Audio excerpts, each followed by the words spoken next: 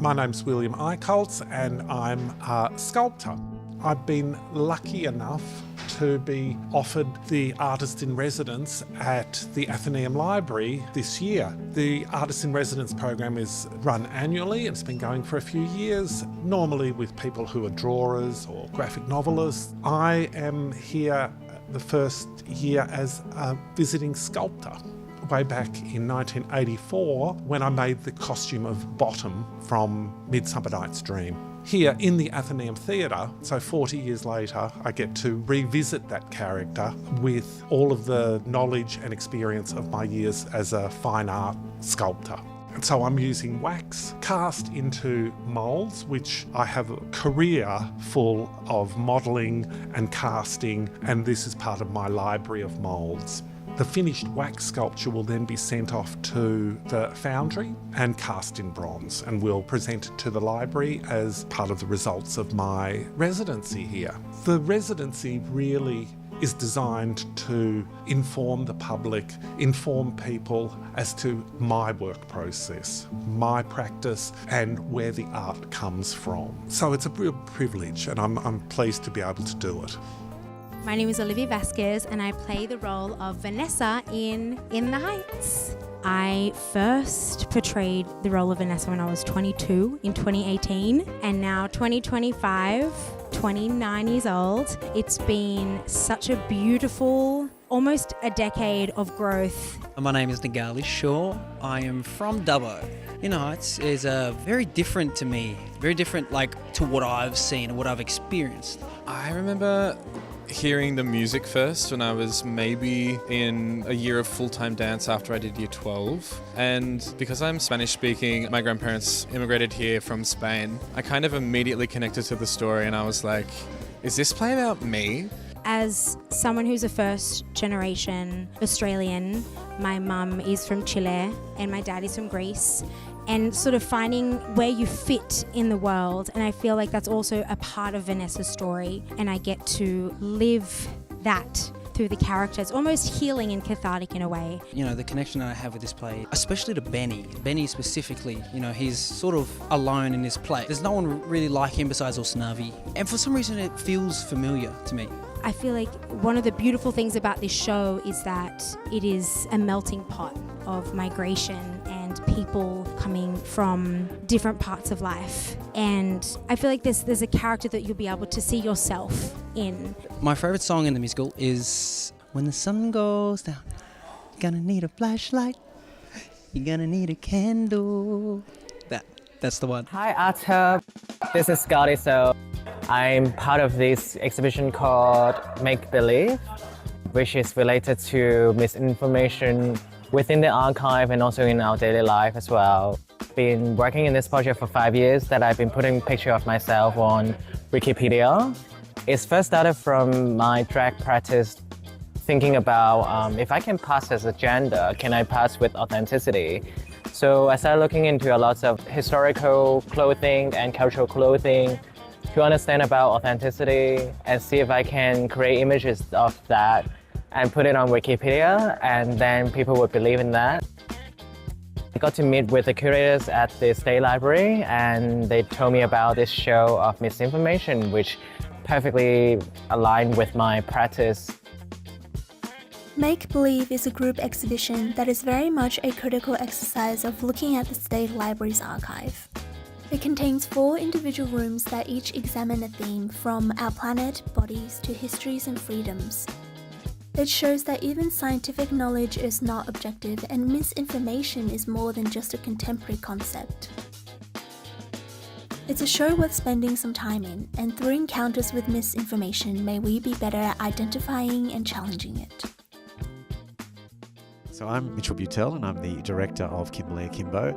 It's a beautiful musical that I saw on Broadway and then it went on to win 5 Tony Awards for Best Musical and Best Actress and many other things. Kimberly Akimbo follows the story of 16-year-old Kimberly, and we get to follow her life, and they move into a new town and she makes new friends, and her family are very much dysfunctional. Kimberly has a condition which is called progeria, which is where the person who lives with it ages 4 to 5 times more than a normal person does. The show is essentially just about life and time and mortality, and essentially it's just a very uplifting and heartwarming but flawed group of people telling their story. Aunt Deb is such a fun character to play. She is in the pokey a lot, so she's very much in and out of jail. She's a bit of a kleptomaniac, but she's kind of the naughty auntie. But I feel like she does naughtiness from acts of kindness and love to further her family. Patty is 8 months pregnant, has casts on both her wrists and a moon boot on one leg, and I thought, she seems interesting. So it's quite a physical challenge, to do a show essentially with no hands and only 1 foot a lot of the time and a pregnant belly. But yeah, it's really fun. Well, because the show's set in a skating rink in New Jersey, in Bergen County, it's a kind of big kind of part of the narrative. It's where they all kind of hang out. And it's funny, we all went ice skating during rehearsals. Ice skating's fun because you can be by yourself, but also feel like you're part of the community at the same time. It's very life-affirming, and it's what we need in this world right now. I think artists throughout history have been obsessed about time. And I'm one of those artists. I'm truly obsessed about time. I'm aware that being alive is a wonder, and I try to capture this awareness of the wonder and the absurdity of the system. So throughout my practice, I try to implement that concept inside my work.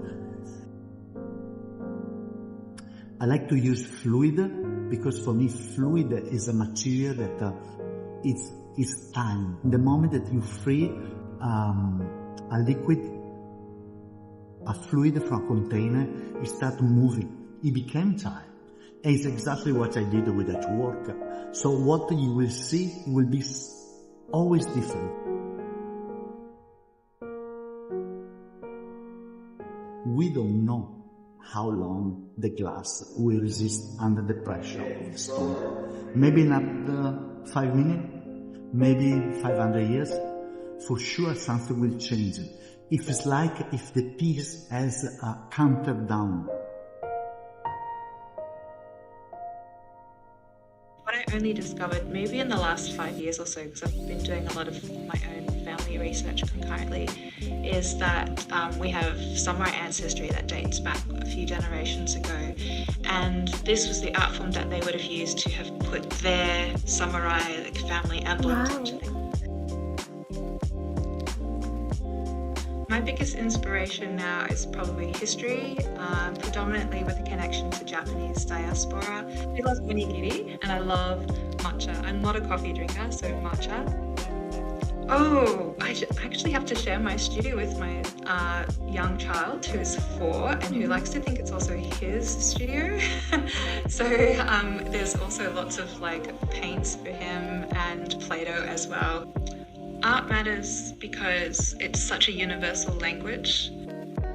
Trust your instincts and don't worry about what other people think, because the reason I am where I am today is because I didn't listen to everybody, I just listened to myself. The Neighbour at the Gate is 3 Aboriginal artists, 3 Asian Australian artists, and looking at colonisation on their communities, but also bringing moments of nostalgia and memory, and there's a real sense of ritual and ceremony throughout each of the works, and being from all different communities and how does that play out in their community and for themselves as well. Asian Australians and Aboriginal Australians have had a longer history than white Australia has had. How we don't speak about it really came out of this segregation between white and Aboriginal people, or white and others. It was actually the segregation between Aboriginal people and Asian people. So really trying to keep communities apart where they were naturally brought together from, their experiences of pain and the injustices of colonisation. Jenna's work really focuses on the lotus and the lotus chip and lotus flower have been made using the immigration documents of her family. Jen's context in this exhibition is quite interesting, where she has Aboriginal and Asian ancestry, and really, looks at that through the lens of the lotus, and how throughout Southeast Asia the lotus is really well known, It has been now introduced, it's an introduced species in Australia, but it's been here for so long that it's now classed as a native plant. This work is a 24-metre textile, and it's using the weeds of Duck and Parramatta River. And the reason why he chose to do that was there is a huge amount of Agent Orange in those rivers because of there was all those factories making the Agent Orange in Parramatta, and so once that actually closed down, they buried the Agent Orange, and eventually it started floating out into the river. And so these weeds are all contaminated. It's doing for James and his family to reckon with being from Vietnam and that whole history of Agent Orange being used there. And all of the artists have a sense of collaboration, whether it's with archival or past materials or with current collaborators or family, whatever that looks like. It's really community and collaboration. I think that's been the sense of the overall project. Even Jackie Cheng's work, which really, I guess, looks at being an immigrant and looking into community when you don't have it, and so what does that mean? Working with Chloe Bullen and Michael Doe has been a really great experience. It's been really diplomatic, and we all really bring different strengths to the team.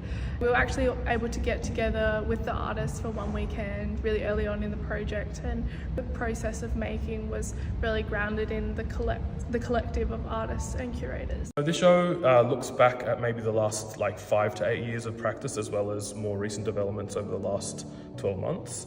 It's been really nice to notice things that have stayed true to the work over time, but also to kind of acknowledge that change happens and that that's a good thing as well.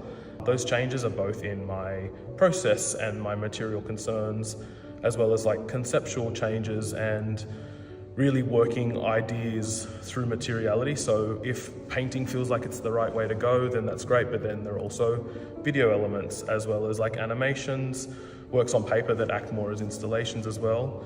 And then also having other artists' work to sit alongside your work to complement and to further explore those ideas. I started working with the painting off the wall first in 2018, and this idea of stepping into a space or beyond a threshold and being essentially immediately on stage becomes apparent when you step through to this chromatic environment. And I like that they act as both mirrors.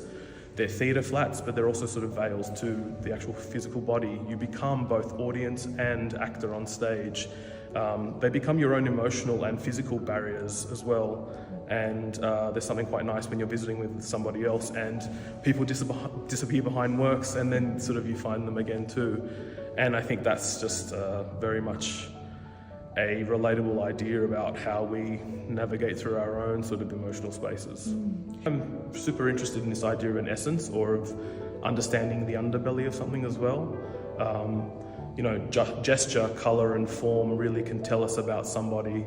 And a lot of these paintings in the last year have come out of people sitting with me in the studio whilst I'm making. And so while they're not a direct portrait of somebody in their physical appearance, it could be the way that an arm rests on an armchair and you see the way the colours touch, or the way that they kind of crane their neck in disappointment or doubt, and then that becomes part of the making of the work.